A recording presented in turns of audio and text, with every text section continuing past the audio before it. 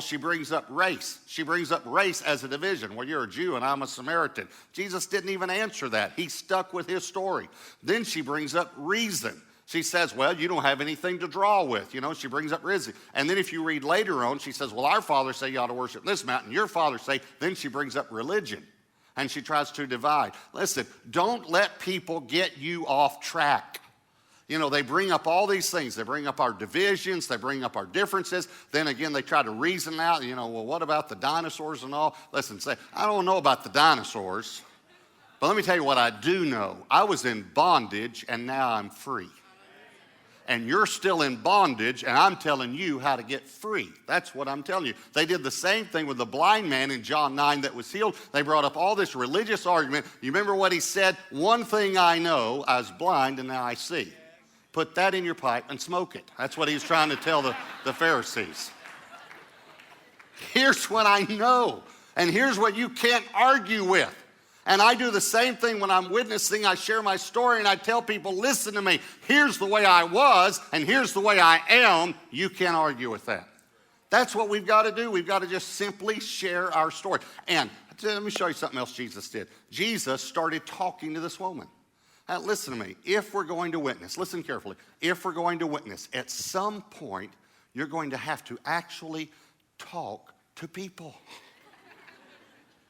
And it's easy to talk to people. I can teach you how to talk to people. Let me tell you how. I know every person's favorite subject. It's himself. That's exactly right. And if you don't believe that, I'll prove it to you. Who is the first person you look for in a group picture? Huh? And if you don't look good, the whole picture, that's a bad picture. Don't look at that picture. That's a bad picture there. Photographer was drunk or something. I don't know, but it's a bad picture. That's the way we are. Listen, here's what every person likes to talk about: his job, his vacation, his house, his car, his kids, his grandkids, Now, I've told you before, I think it's absolutely shameless the way pastors use times to talk about their grandkids, and I'm not that kind of a guy. I just want you to know that. I wouldn't take an opportunity just talking, preaching along to talk about my grandchildren, so don't worry about that, even though I do have the cutest. But anyway, so all right, let's go back to the, oh, look, the media department okay. As the media department did that. Here's the point. Learn how to tell your story. And it's really simple. Every one of you have a story. And I want to tell you something. You say, well, your story's better than mine. Listen to me very carefully.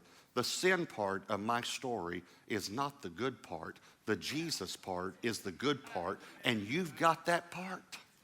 So just learn to share your story. That's what Jesus did. He simply shared his story with this lady. That's it. Now, let me show you something else he did. Here's number 2. He moved in the miraculous. He shared his story, and he moved in the miraculous. Now, look at verse 16. Jesus said to her, go call your husband and come here. The woman answered and said, I have no husband. Jesus said to her, now this is one of my favorite verses in the Bible, you have well said, I have no husband, for you've had 5 husbands, and the one whom you now have is not your husband. In that you spoke truly. She said, sir, I perceive you're a prophet. Okay, let me explain something to you about this that maybe you don't know.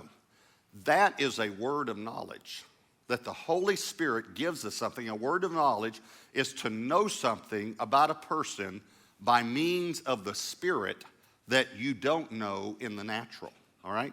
In other words, Jesus had never met this woman in the natural, so he didn't know this, but because he met her and conversed with her before, his first time to meet her, he knew this by the Spirit. Now, please understand, I don't have time to go into a whole a dissertation of this and explain this to you doctrinally. I'll show you a few verses on it, but you need to understand something.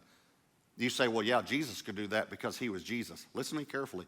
Jesus laid down his divinity and became a human, and the things that he did by the power of the Holy Spirit. Now listen carefully. Jesus moved on this earth, and listen, please, please, please hear this. You might even want to write this down. Jesus moved on this earth because of an intimate relationship with the Father and a sensitive relationship with the Spirit. Listen, Jesus did the ministry he did when he was on this earth as a human being through an intimate relationship with the Father and a sensitive relationship with the Spirit.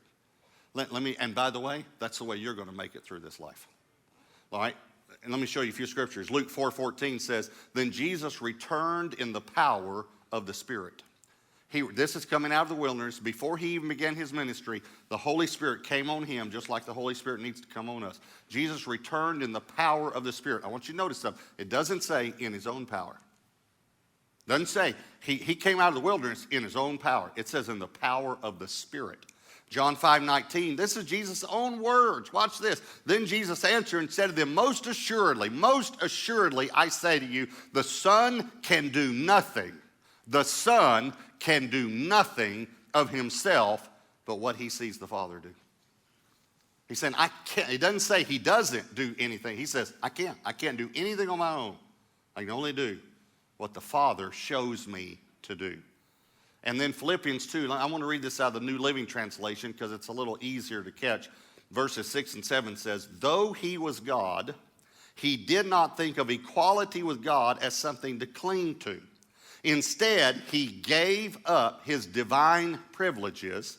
He took the humble position of a slave and was born as a human being. Jesus ministered to this woman through his intimate relationship with the Father and his sensitive relationship to the Spirit. Now listen to me. The most fun you will ever have on this earth is when the Holy Spirit ministers through you to someone else. You can't have any more fun than that. It is incredible. I've told you before that on my mother's side of the family, we have church planters. My father's side, we have pagans. So that's just the truth. My father was the first believer in his family. My father had two brothers. One of